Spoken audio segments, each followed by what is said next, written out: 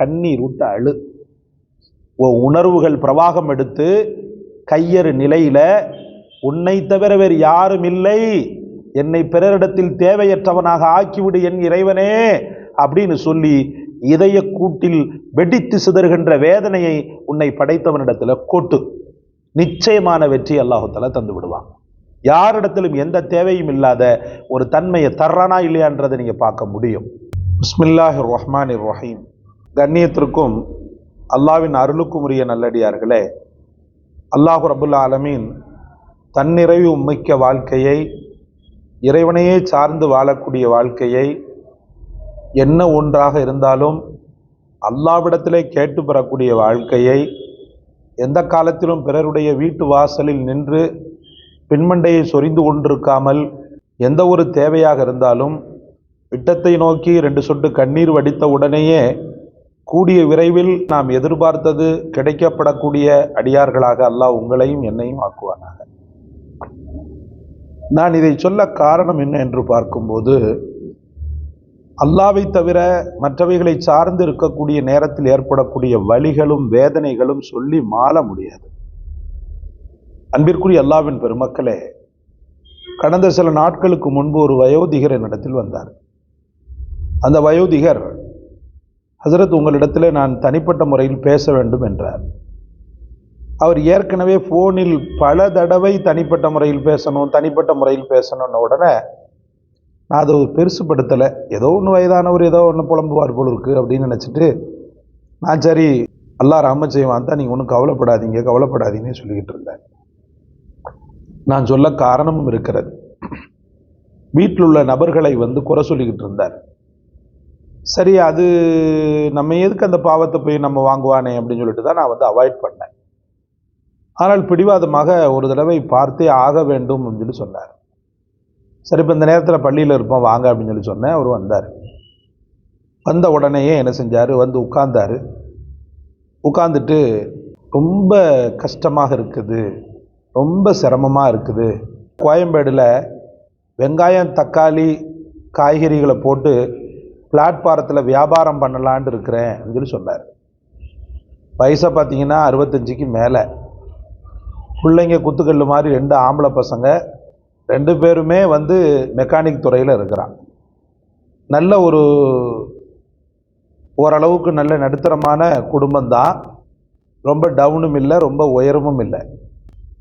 அப்போ நான் என்ன செய்கிறேன், ஏன் அவங்களுக்கு இந்த விபரீதமான ஆசை, இந்த ஏஜில் ஐங்கால தொழுதுட்டு அல்லாஹ்வுடைய வழியிலெல்லாம் இருக்கணும். நீங்கள் இந்த வேணா வெயிலில் வெம்பரத்தாங்காட்டில் அந்த கோயம்பேட்டில் பிளாட்பாரத்தில் துண்டை போட்டுவிட்டு காய்கறியை போட்டு விற்கிறேன்னு சொல்கிறீங்களே, அது சாத்தியப்படுமான்னு சொல்லிட்டு கேட்குறேன். சாத்தியப்படாட்டாலும் சாத்தியப்படுத்தணும் ஹஸ்ரத், நீங்கள் எனக்கு அது விஷயத்தில் கொஞ்சம் உதவி பண்ணணும்னு சொல்லிட்டு சொன்னார். என்ன உதவின்னு சொல்லிட்டு கேட்டேன். பொருளாதார ரீதியாக கொஞ்சம் உதவி பண்ண முடியுமான்றார். அந்த அளவுக்கு வசதி என்கிட்ட இல்லையத்தா அப்படின்னு சொல்லிட்டு என்னால் முடிஞ்சதை நான் தாரேன்னு சொல்லி சொன்னேன். அன்பிற்குரியவர்களே, இப்படி நான் சொல்லக்கூடிய நேரத்தில், ஏன் இப்படி 2 பிள்ளைகளை பெற்றிருக்கிறீங்க, 2 பிள்ளைகளும் ஓரளவுக்கு நல்லதாக இருக்கிறா, ஏன் இந்த மாதிரி உங்களுக்கு அப்படின்னு சொல்லி கேட்கும்போது அவர் சொன்னது, எச்சி சோறு சாப்பிட்றேன் சார், மான மரியாதை கெட்டு போய் எச்சி சோறு சாப்பிட்றேன். நான் விரும்பிய சாப்பாடுலாம் சாப்பிட முடியாது. ஒரு காலகட்டத்தில் லேசாக உப்பு இல்லை உரப்பு இல்லைன்னு சொன்னாலே அவ்வளவு கத்துவேன். ஆனால் இப்போ அந்த நிலை இல்லை. பசிக்கு உணவு கிடைக்கிறதே பெரிய அதிசயமாக இருக்குது. ஒரு மாத்திரை மருந்துக்குன்னா கூட அவனை கேளு, நீ இவனை கேளு, இப்போ தானே வாங்கிட்டு போனேன், அதுக்குள்ளேயே மாத்திரை காலியாயிடுச்சு அப்படின்னெல்லாம் 2 பேரும் கேட்குற கேள்வி, அந்த மருமக்கமார்கள் என்னிடத்தில் நடக்கக்கூடிய முறை உலகத்தில் இருக்கிறத விட போய் சேர்ந்துடலான்ற மாதிரி தான் இருக்குதுன்னு ஒரு 65 வயசுக்கு மேலே உள்ள ஒரு கிழவர் சொல்கிறாருன்னு சொன்னால், அவன் உள்ளம் எந்த அளவுக்கு வேதனைப்பட்டால் ஒரு பள்ளியில் ஒரு சில ஆயிரங்களுக்கு இமாமாக இருக்கக்கூடிய ஒருத்தட்ட கடன் கேட்குற அளவுக்கு ஆயிருக்கும். இமாம்களுக்கு எல்லாரும் கொடுத்து தான் பழக்கம். பெரும்பாலும் இமாம்கள்கிட்ட வாங்க மாட்டாங்க. இமாம்கள்கிட்ட கையேந்தக்கூடிய அளவுக்குன்ற மாதிரி ஒரு நல்ல குடும்பத்தை சார்ந்தவர் இருக்கிறாருன்னு சொன்னால், அப்போ எந்த அளவுக்கு இந்த சமூகம் தரங்கட்ட நிலையில் போய்கிட்டு இருக்குது அப்படின்றத உங்களுக்கு நான் பதிவு செய்ய விரும்புகிறேன். அல்லாஹ் பாதுகாக்கணும் சகோதரர்களே. ஆரம்ப நேரத்திலேயே என் இரத்தமும் என் சதையும் என் உணர்வும் என் உயிரும் என்னை படைத்த ரப்பை சார்ந்திருந்திருந்தா இந்த நிலைமை எனக்கு வந்திருக்காது. என் ரப்பு என்னை எந்த காலத்திலும் கைவிட்டிருக்க மாட்டான். ஆனால் நான் என்ன பண்ணிட்டேன், பிள்ளைகள் என்னை காப்பாற்றுன்ற அந்த தவறான ஒரு கிறுக்குத்தனமான சித்தாந்தத்தை மனசில் வச்சுக்கிட்டு பிள்ளைகள் பிள்ளைகள் பிள்ளைகள் சொல்லிட்டு அள்ளி கொடுத்தேன். அள்ளி கொடுக்கறதுல தப்பில்லை, கிள்ளி கொடுக்கறதுலையும் தப்பில்லை. ஆனால் எனக்கான வாழ்வாதாரத்தை விட்டத்தை நோக்கி என் படைத்தவனிடத்தில் கேட்பதற்கு பதிலாக, அவனை எதிர்பார்ப்பதற்கு பதிலாக இந்த மனிதர்களை நம்பியதன் பலாபலன் இன்று நன்றிகட்ட அந்த உலகம் என்னை கண்டு கதவை மூடிவிட்டது அப்படின்றது தான் இவருடைய சாப்டர். அல்லாஹ் பாதுகாக்கணும். இந்த நிலைமை யாருக்குமே வரக்கூடாது. எந்த ஒரு தாய்க்கும் வரக்கூடாது, எந்த ஒரு தந்தைக்கும் வரக்கூடாது, எந்த ஒரு பிள்ளைக்கும் வரக்கூடாது. ஏன்னா தந்தை இப்படி ஊர் ஊராக போய் பிச்சை எடுக்கிற அளவுக்கு ஒருத்தன் ஆக்கிட்டான்னு சொன்னால் சவக்குழியை அவனே தோண்டிக்கிட்டு இருக்கிறான்னு அர்த்தம். அவன் பிள்ளை நிச்சயமாக அவனை கவனிக்க மாட்டான். அறுதிட்டு சொல்வேன், தொழுகை இடத்துல உட்கார்ந்து சொல்கிறேன். பெற்ற தந்தையை, பெற்ற தாயை அலைகழிப்பவன் இருக்கிறான் பாருங்க, அன்னாகாரம் கொடுக்காம. இந்த அன்னாகாரம் கொடுக்காம அலைகழிப்பவன் நிச்சயமாகவே நாசமாக போயிடுவான். அதனால் அது விஷயத்தில் ரசூலுல்லாஹி ஸல்லல்லாஹு அலைஹி வஸல்லம் எந்த காம்ப்ரமைஸும் சொல்லலை. இந்த உலகத்திலேயே பெரும்பாவங்கள்னு பட்டியல் போட்ட பெருமானார் ரெண்டாவதாக எந்த பாவத்தை சொல்கிறாங்க? தாய் தகப்பனுக்கு நோவினை கொடுப்பதை தான் சொல்கிறாங்க. முதல் பாவமாக ஷிர்க்க சொல்கிறாங்க.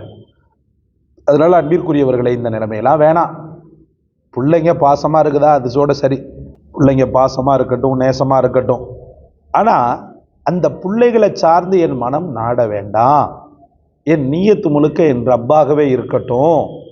என் ரப்பு தான் எனக்கு எல்லாமும் படித்தரணும், அவன் தான் எனக்கு உணவு தரணும் அப்படின்னு ஒருத்தர் நெஞ்சம் முழுக்க, நெஞ்சம் நிறைய ஆசையை வைத்து கொண்டு உயிருள்ள மட்டும் தானும் தன்னுடைய மனைவியும் அவன் கட்டுப்பாட்டில் அவன் தர ரிசுக்கை தான் சாப்பிடணுன்ற அந்த ஒரு வெறித்தனத்தோடு இருந்தாங்கண்டா, அல்லாஹ் இந்த வெறித்தனத்தை மெச்சி இவன் சம்பந்தப்பட்ட பிள்ளைகளுக்கு அந்த கருணையை அதிகப்படியாக தந்து இவர்களை கண்ணின் இமை போல பாதுகாக்கக்கூடிய சூழலை ஏற்படுத்துவான். அப்படி ஒரு வசீஃபாவை தான் உங்களுக்கு நான் சொல்ல வந்திருக்கிறேன். ஒன்று ஃபஜ்ர் தொழுது முடித்த உடனே, அப்படி இல்லைண்டா இஷா தொழுது முடித்த உடனே முன்பின் செலவாத்து 11 முறை ஓதிக்கொள்ளுங்க. குரான் ஓத தெரிஞ்சவங்களாக இருந்தால் சூரா முஸம்மில ஓதிடுங்க.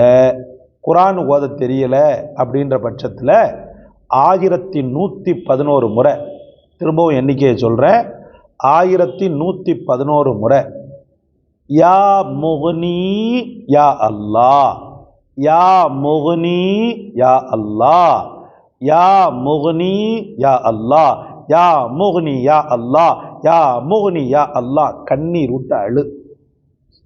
உணர்வுகள் பிரவாகம் எடுத்து கையறு நிலையில உன்னை தவிர வேறு யாரும் இல்லை, என்னை பிறரிடத்தில் தேவையற்றவனாக ஆக்கிவிடு என் இறைவனே அப்படின்னு சொல்லி இதய கூட்டில் வெடித்து சிதறுகின்ற வேதனையை உன்னை படைத்தவனிடத்தில் கொட்டு.